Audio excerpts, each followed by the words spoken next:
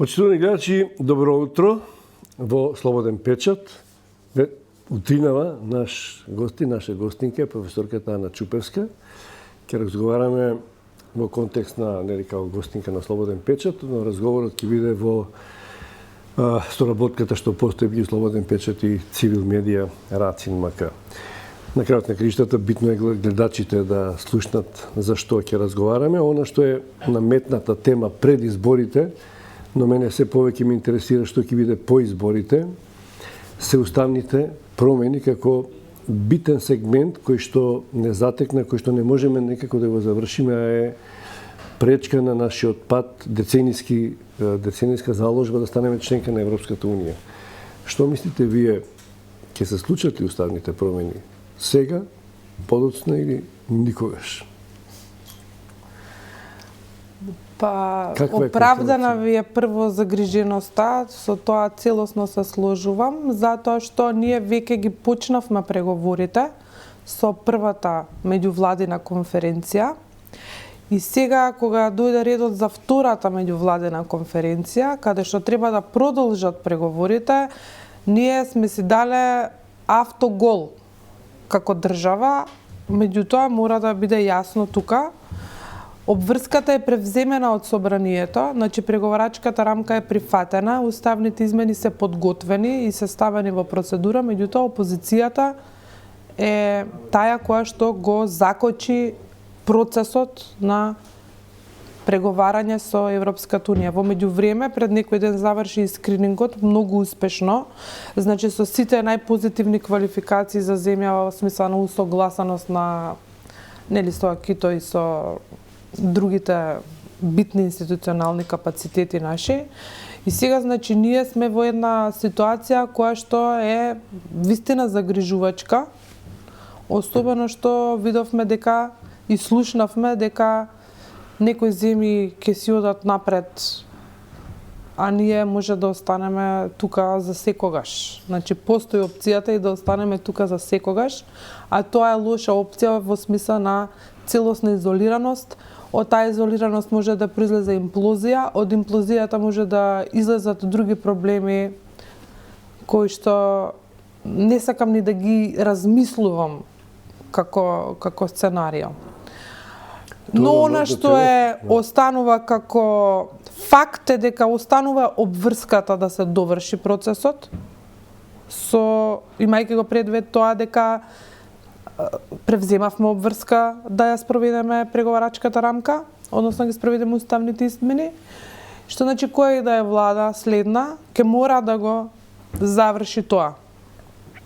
Исто и како обврска, затоа што тоа... Ќе мора ли? Па ќе мора, затоа што е обврска на државата, ако се одговорни политичари во прашање, ако се шалабајзери, секако дека нема да мора, ама тоа се големи ризици. Ако се случи тоа сценарио, инаку ако било која влада продолжи по тој пат, без разлика што ветуваат сега или што тврдат дека нема да има, додека сме ние, нема да има промени, тоа го плаши барем добар дел од народот. Не само тоа, значи сценаријата за кои што не сакате да ги изговорите, веројатно сте тие. Да, и не само тоа, може дури многу по-драматични барања да стигнат отпосле.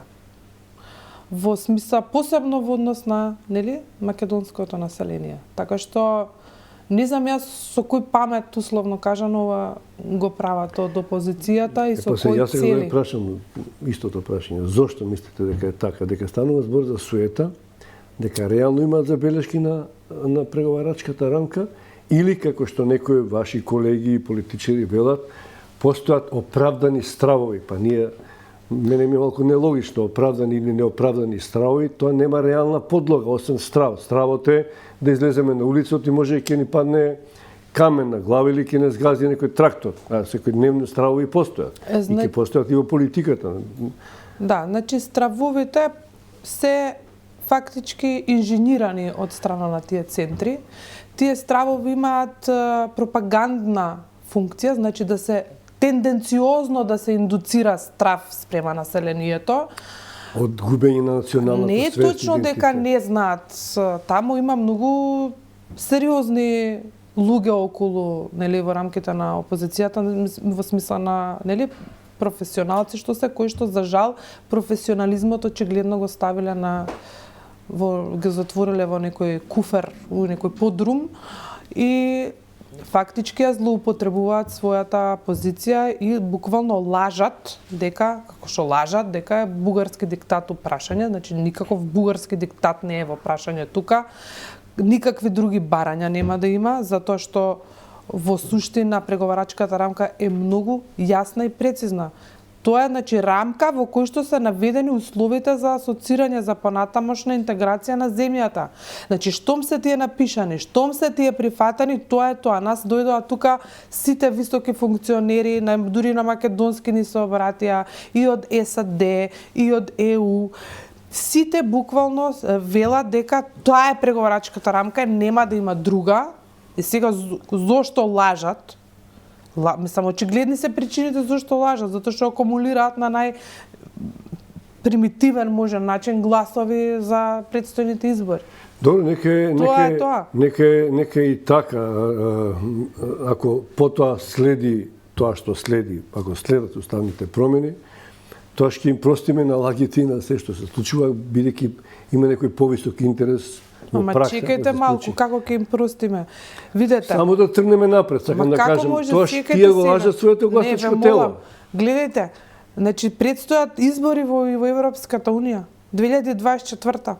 Значи моментот да не го антиципираш у каков контекст си геополитички и политички во смисла на твоја корист е на граница на налудничавост. Таков ризик да преземаш, затоа што не знаат таму дека има избори сега од 2024 дека ќе има. Од кај да знаеме ние како ќе се динамизира политичката ситуација таму. Затоа она што се збори како window of opportunity или отворен прозор на можности е моментумот кога треба да сме свесни да се качиме на возот. Ако отиде возот, што ќе правиме после?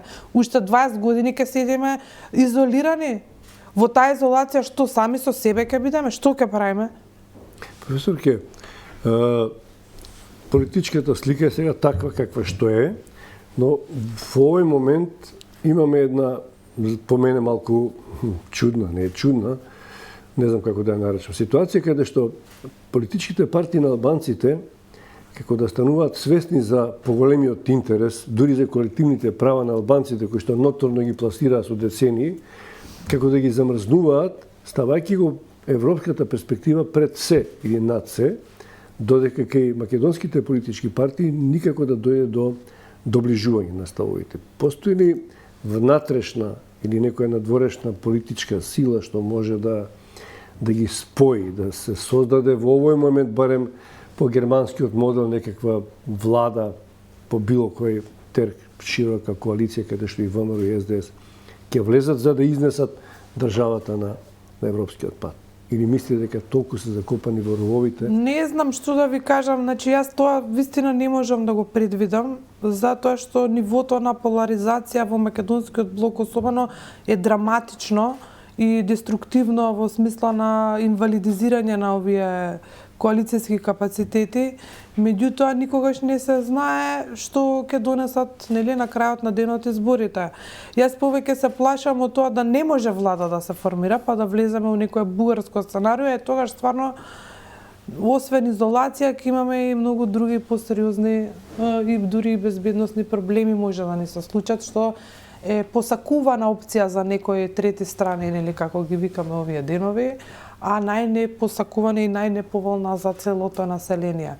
Што се однесува до блоковите, сакам да укажам дека не сите македонски, условно кажано, партии се етно македонизирани, напротив, Социјалдемократскиот сојуз уште претходните избори успеа да акомодира и мултиетнички разлики во рамките на својот партиски програм, така што тука во таа партија е фактички мултиетничка и коалицијата што ја предводи е мултиетничка. Значи не можеме ние да збориме дека тоа е онака македоноцентрична партија.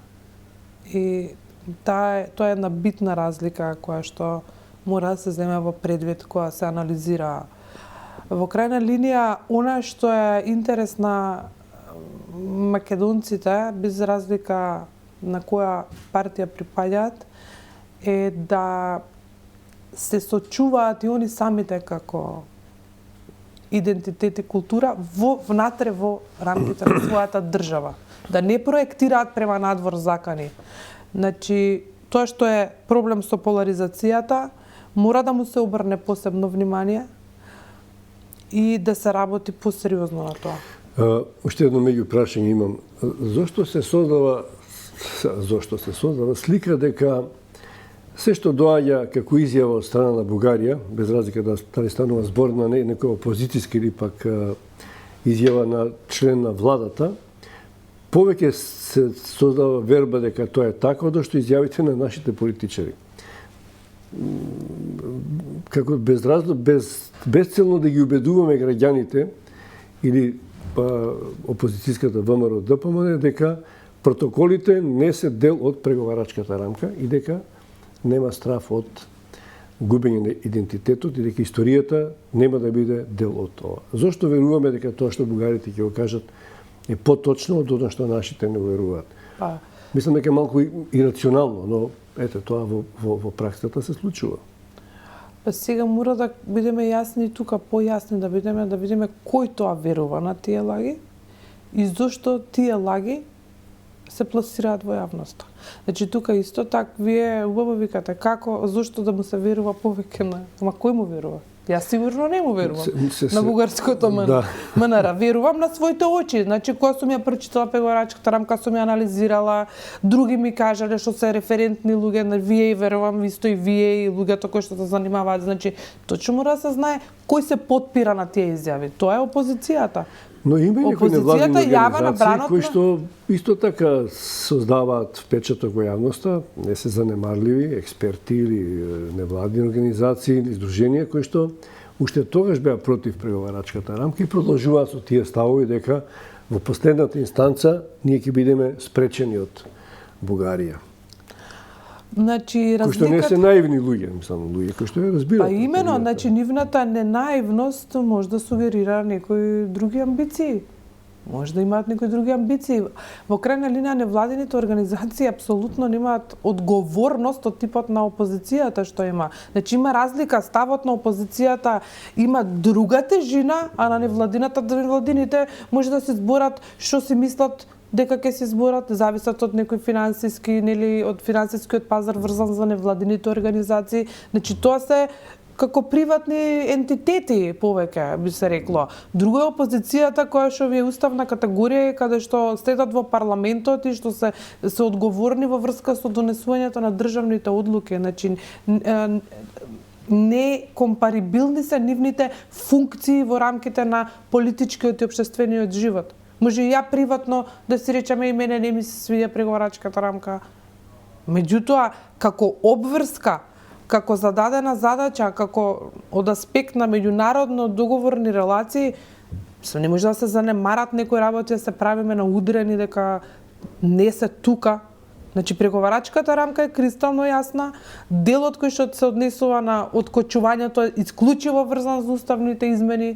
Уставните измени се тотално бенигна, најможната бенигна опција за нас во моментов, затоа што треба да додаде уште неколку народи во рамките, значи покрај постоечките, да им се признае фактички идентитетот и тоа е целосно во согласно со Копенхашките критериуми. А Копенхашките критериуми се елементарен услов за членство во Европската унија. А што се Копенхашките критериуми?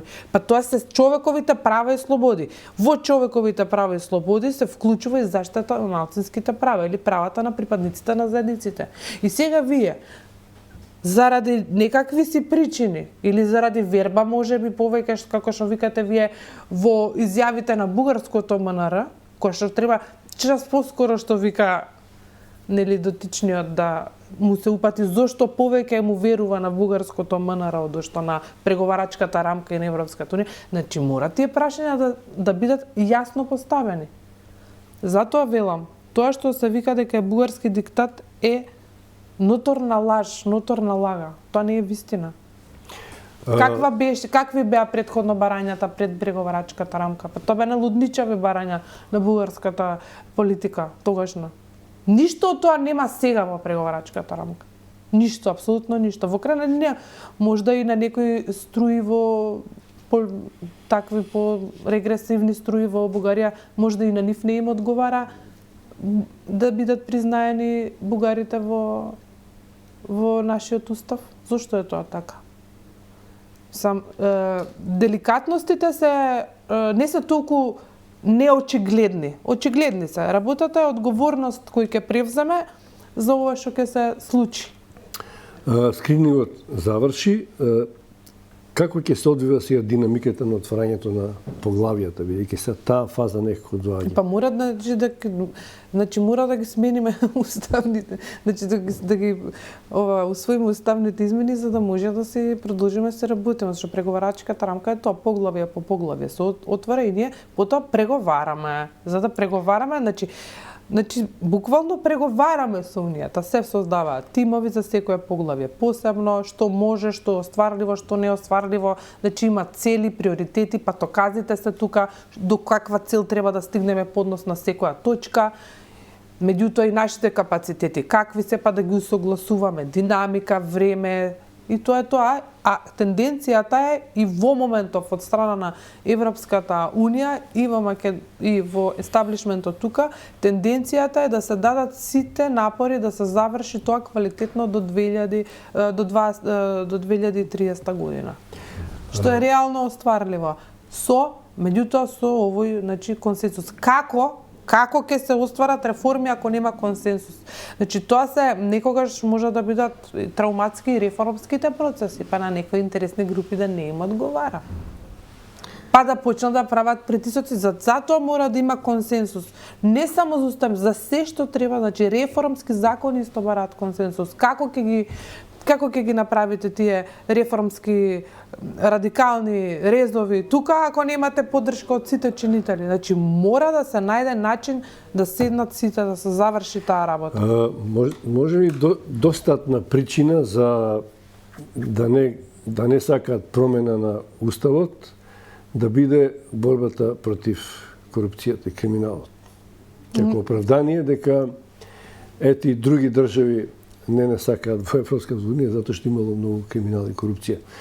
Но нели токму продолжувањето на преговорите и отварањето на поглавјата што се однесуваат на тоа, ќе не стави на прав колосек, бидејќи очигледно самите не можеме да решиме. Гравитационата снага на преговорите го прави тој, значи тоа е доказливо во сите кейсови претходно на асоцирањето, доказливо е дека самите преговори имаат таа тенденција да направат притисок за тие реформски резови што мора да се направат. Тоа се факти што стојат.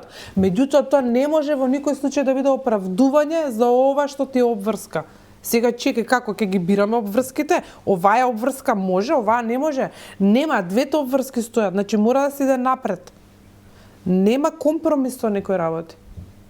Ако ти правиш компромис за твоите политички амбиции, значи ти тотално немаш осет за државата, за одговорноста што имаш, позицијата што имаш, за последиците кои што твоите постапки ги носат по другите, па не си само ти тука. Вие предавате меѓународни односи. Очигледно, ваквите позиции штетат на позицијата на Македонија или допора може да штетат, бидејќи ние не можеме сами да живееме, особено што геостратешката ситуација со војната во Украина и пошироко не прави субјект независен од она што се случува.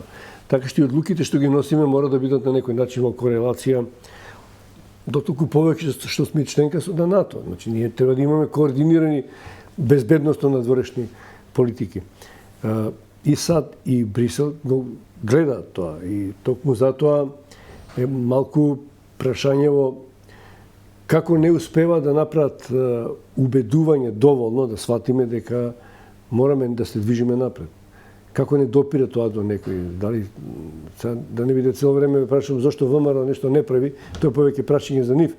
Меѓутоа не е прашањето само за нив, ние Македонија ја ставаме во залог. Не ја ставаме ние. Се знае која става. Значи да. Значи ставена е, те знае субјектите кои што тоа го прават. Многу е јасно тоа, мораме да бидеме честни тука. Значи, ако имате естаблишмент кој што инсистира, 2 години само тоа се вергла, у преговарачката рамка уставните измени. Добро, кои се нивните позиции? Бидејќи се доаѓаат избори, ние има и неопределени граѓани. Затоа што со налетот на сакаме ако да се знаеме сеќават, која ќе биде ставот на опозицијата, за да можеме соодветно да одлучуваме. Отивака немаме друга опција. Нема став, баравме решение, не го добивме. Океј, фајне, викаш, не се согласувам, ама дај решение, значи решението уште го нема, го кријат, не знам што прават, кај ми е решението? Немаат опција Б разработено, значи дури еве и да не се согласуваат, која опцијата Б, што како ајде вика ќе смениме преговарачката рамка. Дојдоа им рекоа, преговарачката рамка не може да се реши, да се менува, значи не се менува, тоа не е нешто што се менува. Тоа е, значи, веќе устогласено со сите држави членки на Европската Унија. Значи, не е тоа еден човек да си кажал, тоа се скоро 30 земји кои што веќе ја усогласиле таквата преговарачка рамка. Секој нареден изгубен момент, секој минут изгубен е за нас 10 години наназад враќање. Тотален регрес. Значи, они зашто го прават тоа од чиста калкулација за да добијат на избори. Толку е едноставно. Уште еден став. Нити ги интерес. Кој што го спомнуваат, бидејќи ако вратиме назад, сето она што опозицијата на некој начин како услов го говореше за да не биде бугарски диктат, беше признавање од неколку земји од Европската Унија за македонскиот јазик, идентитет, култура и така натаму. И тоа почна да се случува. Да. Делово. Потоа беа побарани голема сума на пари како компензација на тоа што Македонија говори.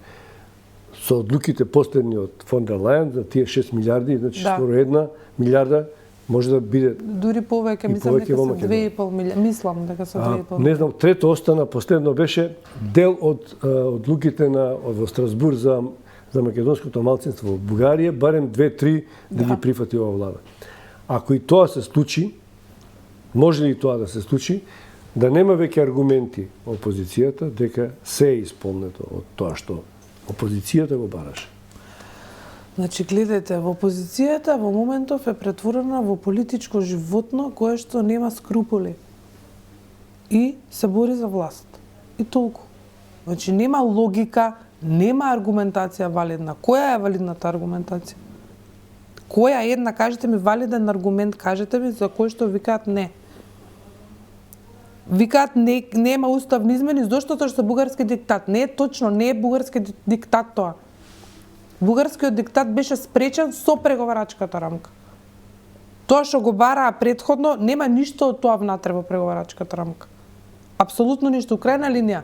Не се бугарите само во прашање. Значи, тука има и други заедници, па не знам како не им е срам према другите заедници. Црногорците, хрватите, мислам, и тие луѓе што заслужуваат да живеат тука и да имаат подеднакви права како сите граѓани, па не се само бугарите. И зошто не е бугарски диктат? Затоа што преговарачката рамка е усогласена од скоро 30 држави членки на Унијата. Значи не е тоа барање на Бугарија. Значи тоа е лага. Што значи нема аргументации? Штом нема аргументации, што тука ќе се убедуваме? Што да се убедуваме? Знаат они многу добро дека тоа не е бугарски диктат. И само уште последно прашање, го споменавте како опција, можно ли е поради ваквата констелација за која што ве прашав, групирањето на партиите на албанците во Европски сојуз, заедно со Социјалдемократскиот сојуз, не знам тоа како ќе го изведат, оставам на нив, да се случи да имаме влада која нема долго да трае.